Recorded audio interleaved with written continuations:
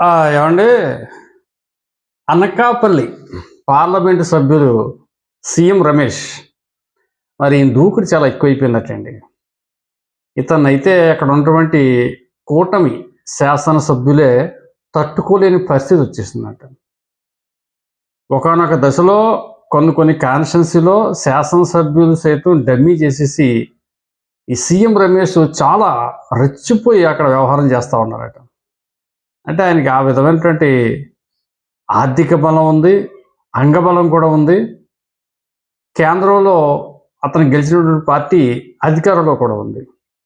మరి ఇవన్నీ చూసుకుని మరి మిడిసిపాటు అనుకోవాలో మరి ఇంకోటి అనుకోవాలో తెలియదు కానీ ఓ రేంజ్లో అతను అక్కడ రెచ్చిపోతున్నాడట. దీంతో ఈ అనకాపల్లి పార్లమెంటు పరిధిలో ఉన్నటువంటి 7 అసెంబ్లీలో ఉన్నటువంటి శాసనసభ్యులు తల పట్టుకుంటున్నారట. సాధారణంగా మనకు తెలుసు, ఒక ఎంపీ ఎలా ఉంటాడంటే అతని పరిధిలో ఒక 7 సెగ్మెంట్స్ ఉంటాయి అసెంబ్లీ. ఏదైనా అక్కడక్కడ చిన్న చితక ఏజెన్సీలు తిరిగితే 1-2 పెరుగుతాయి, మ్యాక్సిమం 7 ఉంటాయి. ఈ ఎంపీ చేయవలసింది ఏంటంటే 7 ఎమ్మెల్యేలతో సమన్వయం చేసుకొని అక్కడ ఉన్నటువంటి కార్యక్రమాలు చేసుకోవాలి. ఆ ఎమ్మెల్యేకి తెలియకుండా కాన్స్టిట్యున్సీకి వెళ్ళకూడదు. ఆ ఎమ్మెల్యే ఏ ప్రోగ్రాం పిలిస్తే ఆ ప్రోగ్రాంకి ఇతనికి అవకాశం ఉంటే, టైం ఉంటే అటెండ్ అవ్వాలి. ఆ ఎమ్మెల్యేని ముందు పెట్టి ఇతను వెనకుండి యాక్ట్ చేయాలి. ఇది ఎక్కడైనా పార్లమెంటు సభ్యులు చేసే వ్యవహారం ఇది. ఇక్కడ రివర్స్ అయింది. ఇక్కడ సీఎం రమేష్ గారికి ఎమ్మెల్యేలతో పని లేదు. ఈయన ఒకప్పుడు తెలుగుదేశం పార్టీకి చెందినటువంటి వ్యక్తి, మీ అందరికీ తెలుసు. తర్వాత భారతీయ జనతా పార్టీలో చేరాడు, భారతీయ జనతా పార్టీ నుంచి ఎంపీ అయ్యాడు. దీనికి తోడు ఓ బడా పారిశ్రామికవేత్త. అయితే మరి అనకాపల్లిలో పోనీ ఇంత దూకుడుగా చేసి అనకాపల్లి అని ఉద్ధరించేస్తున్నాడా పార్లమెంట్ పరిధి అంటే ఏమీ కాదు. ఇతని పదవిని ఇప్పుడు ఇతను వ్యాపారాలకు ఉపయోగించుకుంటాడు కానీ నియోజకవర్గానికి అయితే ఉపయోగించాడు, అందులో డౌట్ అయితే లేదు. మరి అనకాపల్లిలో తీర ప్రాంత సమస్యలు చాలా ఉన్నాయి. అది కోస్టల్ ఏరియా, మత్స్యకారులు ఎక్కువ ఉంటారు. మరి వాళ్ళ కోసం సెంట్రల్ నుంచి ఏమైనా ప్యాకేజీ తెచ్చాడా, సెంట్రల్ నుంచి ఏమైనా నిధులు తెచ్చాడంటే అవి లేదు. తను చేసేది ఏంటంటే ఆధిపత్య రాజకీయం.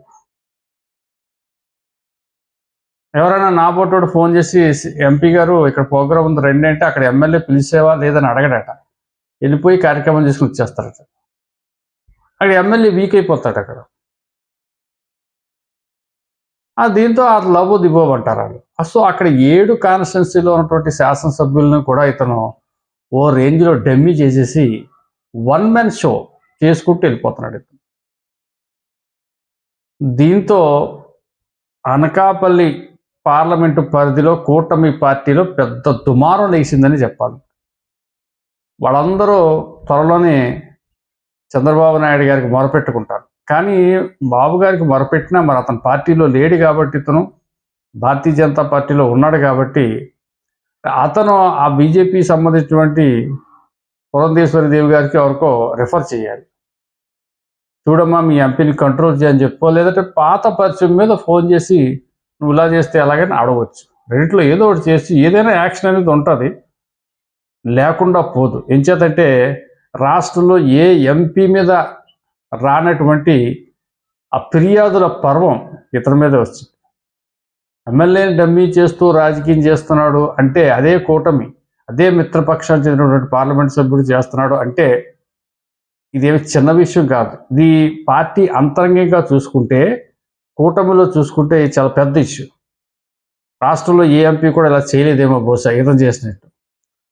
సో ఇది రాజకీయంగా ఒక రకంగా ఆ నియోజకవర్గంలో ఒక ప్రకంపన కింద మారింది. దీనిపై యాక్షన్ ఎలా ఉంటుందని మనం వేచి చూడాలి. Thank you.